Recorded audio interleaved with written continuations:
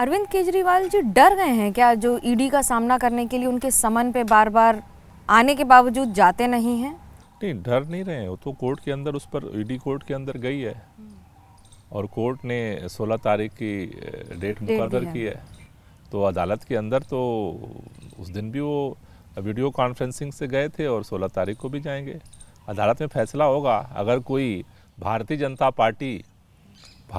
Party चिट्ठी पर चिट्ठी जारी करती रहे। ईडी की चिट्ठी भारतीय जनता पार्टी जारी करती है? ईडी की चिट्ठी भारतीय जनता पार्टी जारी करती है। आप ईडी को जिस दिन चिट्ठी जारी करनी होती है उसके पहले से ही भाजपा के नेता बोलना शुरू कर देते हैं। उनको कैसे पता चलता है? नहीं, तो आप भी कहते हैं कि 1 हफ्ते में हमारा ये नेता गिरफ्तार हो जाएगा। हाँ, तो हम कहते 5 दिन में हमारा ये नेता गिरफ्तार हो जाएगा। हम कहते हैं ना, तो मतलब कि वो बात है, हमें पता चलती है तभी तो कहते हैं। तो तब आपको ईडी में आपके सूत्र हैं? नहीं, ईडी में सूत्र नहीं है। बात सवाल ये है कि जब वो चीजें होती हैं तो ऐसा चीज तो नहीं है कि सब लोग जो है आज सरेंडर कर दिए हैं। इस देश का भला सोचने वाले भी कुछ लोग हर जगह हैं।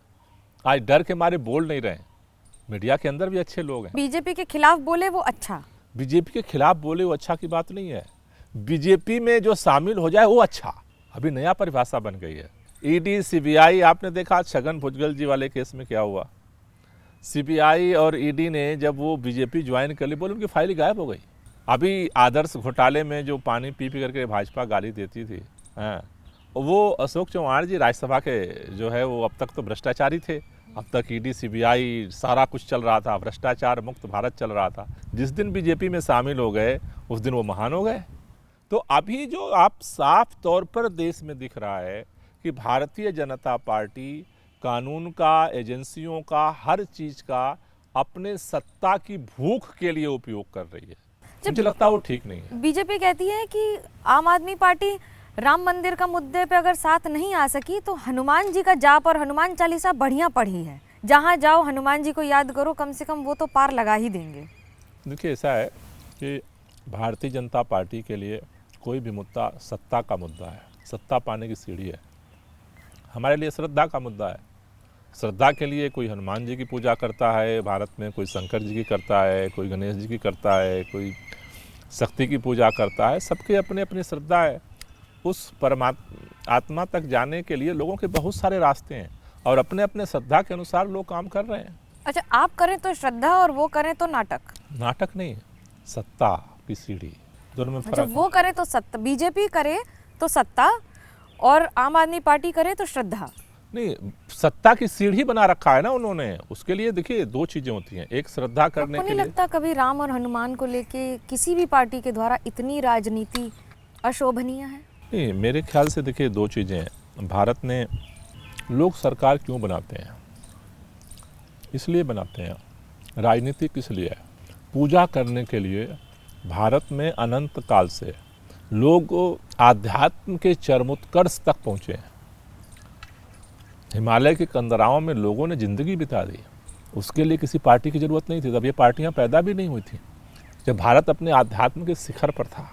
पार्टियों का जन्म किस लिए हुआ? आधुनिक लोकतंत्र में सरकारों का जन्म हुआ लोगों के लिए काम करने के लिए, कि वो कैसे स्कूल अच्छे बने, शिक्षा की कैसे बेहतर गारंटी करे सरकार, कैसे अस्पतालों की बेहतरी के लिए काम करे, कैसे लोगों के रोजगार के लिए काम करे, कैसे लोगों की ज़िंदगी रोजमर्रा में जो संकट है उसके समाधान के लिए लोकतंत्र में पार्टियों का जन्म हुआ। मुझे लगता है कि सभी पार्टियों को इस पर फोकस करने की ज़रूरत है और इसमें जो बेहतर करेगा उसके लिए उसको लोग समर्थन देंगे। पंजाब में आपकी सरकार है और सरकार के काम पर कई सवाल उठते रहे हैं। यहाँ तक कि सवाल उठे हैं कि विदेशी ताकतों की मदद से पंजाब में बहुत सारे कामों को अंजाम दिया जाता है। ये सुनते हैं तो आप क्या सोचते हैं? देखिए, ऐसा है कि आज जिस तेज़ी के साथ दिल्ली में तो हमने काम किया ही था, बिजली, पानी, स्कूल, अस्पताल, बहुत सारे। लेकिन हर आदमी कहता था कि दिल्ली तो छोटा राज्य है, यहाँ तो हो सकता है, पंजाब में नहीं हो सकता। आज पंजाब में लोगों को बिजली फ्री मिल रही है, लोगों के खेतों तक पानी पहुँच रहा है, वहाँ पे मोहल्ला क्लिनिक खुलने शुरू हो गए, वहाँ पे स्कूलों में बदलाव शुरू हो गया।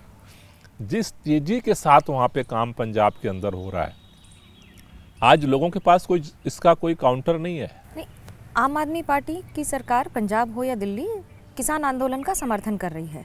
इस बात में कितनी सच्चाई है कि विदेशी ताकतों की मदद करने के लिए आप किसान आंदोलन को देश में एक छवि बनाने के लिए समर्थन कर रहे हैं? देखिए, पहली बात तो क्या है कि भारतीय जनता पार्टी पिछली बार अगर किसान आंदोलन को आप देखें, करीब 1 साल जाड़ा, गर्मी, बरसात में किसान सड़क पे पड़े रहे। ये सारे आरोप रोजाना भारतीय जनता पार्टी के नेता यही लगाते थे, ये खालिस्तानी है, ये आतंकवादी हैं, फलाना है, ढिलाना है, तमाम तरह के आरोप। मतलब मेरे ख्याल से कोई ऐसी गाली नहीं थी, अपमानजनक कोई ऐसा शब्द नहीं था जो किसानों के लिए उन्होंने ना बोला हो। लेकिन तीनों काले कानून तो वापस लिया है, देश के माननीय प्रधानमंत्री ने वापस लिया। तो मतलब क्या था कि वो जो काले कानून थे वो तो गलत थे, किसान तो नहीं चाहते थे, किसानों ने नहीं मांग की थी, किसानों के ऊपर जबरदस्ती थोपा गया था। ये मांग हमेशा उत्तर प्रदेश चुनाव या लोकसभा चुनाव इन्हीं समय पर क्यों उठ के आती हैं? इस समय नहीं उठती है। अगर आप देखें तो पिछले बार आंदोलन के बाद इस सरकार ने वादा किया था किसानों से कि आप आंदोलन ख़त्म करिए, हम ये तीनों काले कानून वापस ले रहे हैं और हम एमएसपी गारंटी कानून लाएंगे। उसके लिए समय चाहिए हमें, उसके लिए हम कमेटी बना रहे हैं। कमेटी बनी, कमेटी बनने के बाद 2 साल गुजर गए। 2 साल से किसान इंतजार कर रहे हैं, 1 दिन, 2 दिन, 4 दिन, 10 दिन नहीं, 2 साल। आखिरी संसद का सत्र भी खत्म हो गया, उसके बाद किसानों ने अपनी बात उठानी शुरू की कि भाई आपने कहा 2 साल बीत गए, कमेटी बैठी रह गई, संसद का सत्र खत्म हो गया, आप कब वादा पूरा करोगे? आप अब न बोले तो कब बोलें वो?